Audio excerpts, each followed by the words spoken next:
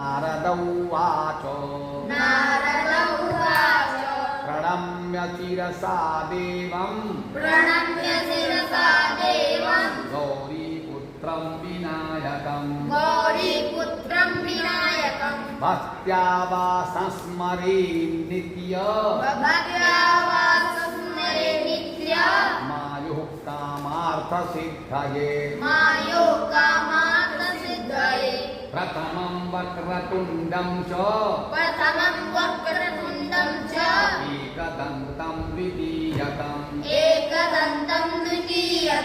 तृतीयं कृष्णपिङ्गाक्षं गजवक्त्रं चतुर्थकम् लम्बोदरं पञ्चमं च षष्ठं विकटमेव च सप्तमं विघ्नराजं च धूम्रवर्णं तथाष्टमम् नवमं भालचन्द्रं च दशमं तु विनायकम्